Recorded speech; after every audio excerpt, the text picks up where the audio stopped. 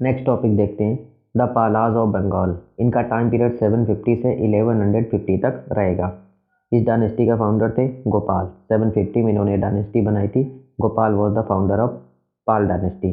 ठीक है, इनकी कैपिटल थी मुंगेर, बिहार में। उसके बाद पाला किंगडम में कौन सा एरिया लगभग था? बंगाल और बिहार का एरिया इनके अंडर में आता था लगभग। ठीक है, उसके बाद आगे देखते हैं।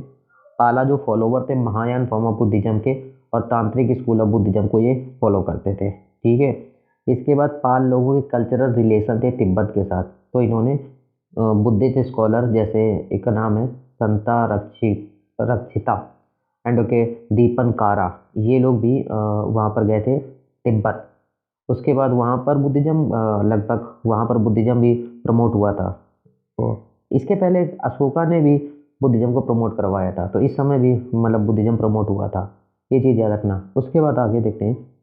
They had close close relation, इनके क्लोज रिलेशन थे, ट्रेड रिलेशन, कल्चरल लिंक थे साउथ ईस्ट एशिया के साथ। ठीक है, साउथ ईस्ट एशिया में डायनेस्टी उस समय थी शैलेंद्र डायनेस्टी।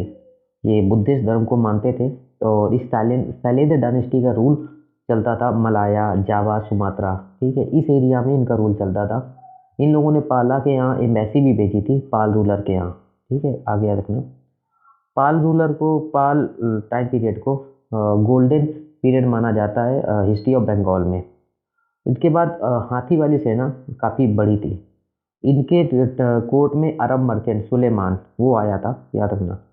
उसके बाद आगे आते हैं। पाल लोगों को डिस्ट्रॉय करके पाल लोगों को ख़त्म होने के बाद एक सेना डायनेस्टी पावर पे आती है उस बंगाल वाले एरिया में। ये चीज़ इंपॉर्टेंट है। आगे देखते हैं important ruler of this Pal dynasty. ठीक है, तो पहले गोपाल, ये तो फाउंडर है, याद रखना हमें। उसके बाद इन्होंने इनका कंट्रीब्यूशन क्या रहेगा? एक्चुअली इन्होंने एक उदांतपुरी मोनेस्ट्री, ये बिहार में है, ये बनवाया था। ठीक है, आगे देखते हैं।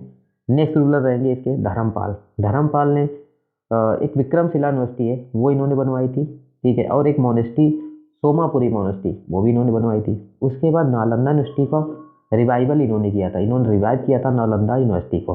उसके बाद नेक्स्ट की गाते हैं देवपाल। ठीक है, देवपाल के समय जो इनका रूल है पाल डायनेस्टी का लगभग असम वाले एरिया तक पहुंच जाता है। उसके बाद आगे देवपाल के टाइम में कुछ स्कॉलर थे, उनका नाम याद रखना। वज्रादत्ता, ये आर्थर ऑफ लोकेश्वर सताका, तो ये इसके ऑथर हैं, इनका नाम याद रखना। आगे देखते हैं पाला एंड पाला एडमिनिस्ट्रेशन के बारे में देखते हैं। इनका जो एडमिनिस्ट्रेशन जो टेरिटरी थी वो डिवाइडेड थी भुक्ति भुक्ति को प्रोविंस भी कहते हैं एंड मंडला और विस्या को डिस्ट्रिक्ट कहते हैं। तो भुक्ति के हेड को कहते थे उपारिका। तो इसका काम क्या होता था? Duty to collect land revenue and maintain law and order. उसके बाद विषयपति के हेड होता था विषया का, काम उसका सेम वही होगा। ठीक है, जो इसका उपारिका का होता था। आगे देखते हैं। इसके नीचे स्मॉलर यूनिट होती थी, तो उसका नाम होता था पताला। ठीक है, आगे देखते हैं। भोगापति और सामंत ये स्मॉल चिफ्टमैन होते थे जो विलेज लेवल पर अच्छा खासा इनका होल्ड हुआ करता था।